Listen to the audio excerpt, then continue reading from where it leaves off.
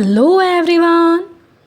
तो आज हम इस वीडियो के माध्यम से आपके लिए गुजरात बोर्ड का हिंदी जो कि क्लास 11th का है, इसके चैप्टर नंबर 16 कल्पना शक्ति, इसे हम पढ़ रहे थे, जिसे लिखा है बालकृष्ण भट्ट ने।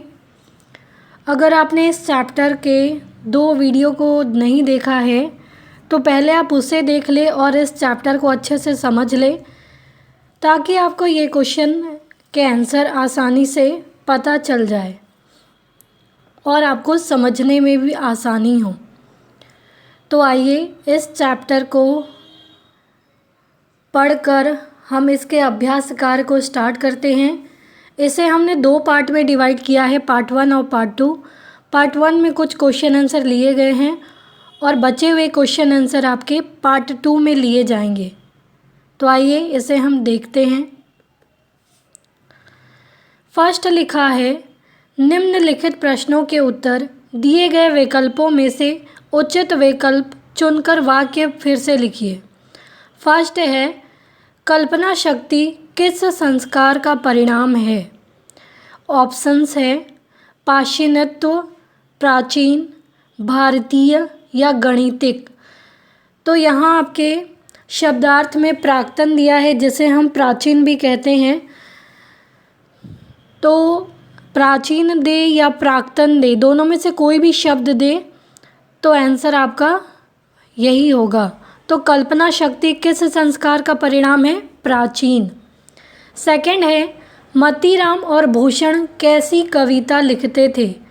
रौद्र रस से परिपूर्ण, श्रृंगार रस से परिपूर्ण, वीर रस से परिपूर्ण या करुण रस से परिपूर्ण।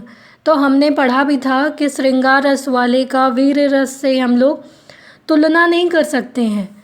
तो इसी प्रकार से ये जो 2 नाम दिए गए हैं, मतीराम और भूषण, इन्होंने वीर रस से परिपूर्ण कविताओं का लेखन किया है। थर्ड क्वेश्चन है, कपिल ने कितने तत्वों की चर्चा की है?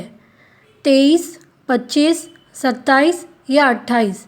तो इसका सही आंसर होगा 25।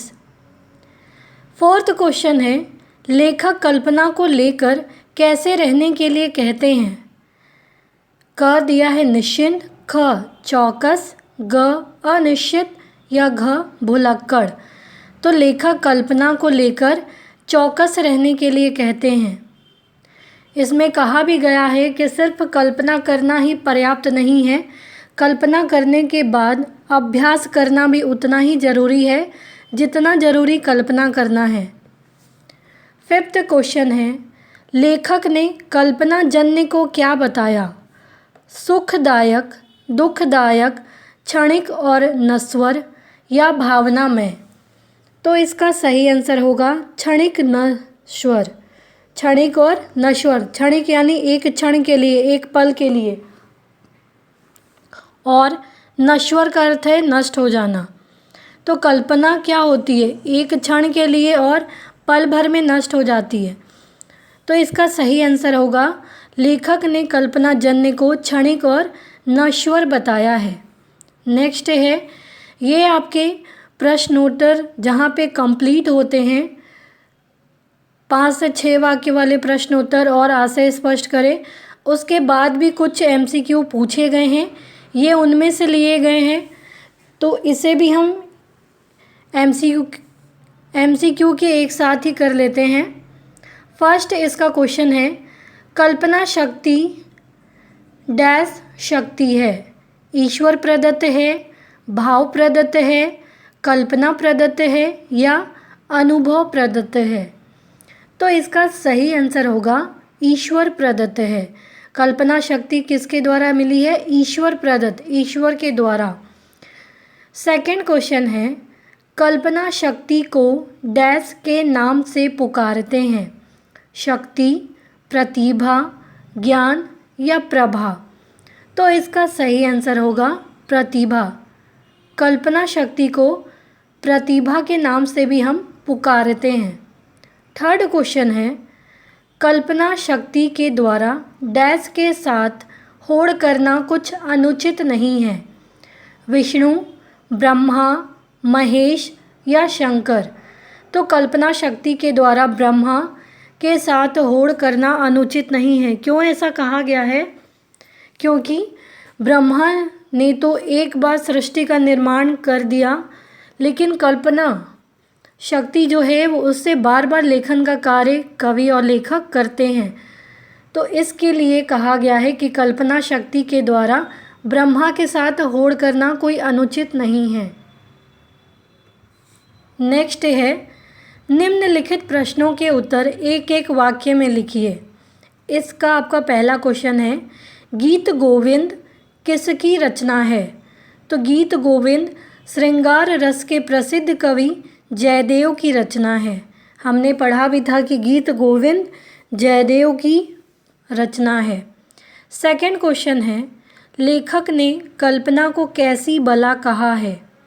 तो लेखक ने कल्पना को पिशाचिनी या भूतनी की तरह बुरी बला कहा है।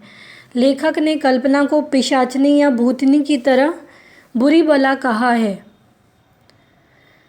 थर्ड है, किसी ने किसका और छोर नहीं पाया?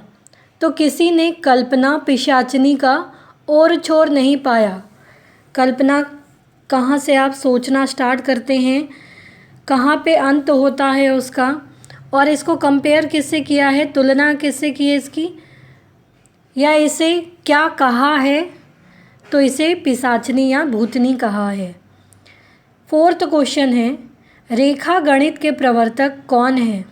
तो हमने पढ़ा भी था कि इन्होंने यूक्लिड्स या यूक्लिड, इन्होंने रेखा गणित, रेखाओं के माध्यम से, अंक के माध्यम से और ज्यामिति रचना, जिसके बारे में हमने पढ़ा था कि ये रेखा गणित के प्रवर्तक है यूक्लिड, जिन्होंने ज्यामिति रचना के बारे में भी हमें जानकारी दी। तो रेखा गणित के प्रवर्तक कौन थे? यूक्लिड्स अर्थात यूक्लिड हैं। आप दोनों में से कोई एक नाम लिख सकते हैं। फिफ्थ क्वेश्चन है, मनुष्य में सबसे बड़ी अद्भुत शक्ति कौन सी है? मनुष्य में सबसे बड़ी अद्भुत शक्ति उसकी कल्पना शक्ति है, जिसे प्रतिभा भी कहते हैं। तो मनुष्य की जो कल्पना शक्ति है, जो सोचने की शक्ति है, ये एक अपने आप में अद्भुत शक्ति है, जिसे हम प्रतिभा भी कहते हैं। क्योंकि चीज़ों के बारे में हम ज़्यादा से ज़्यादा सोच कर ही अपने दिमाग को और ज़्यादा तंदुरुस्त बना सकते हैं।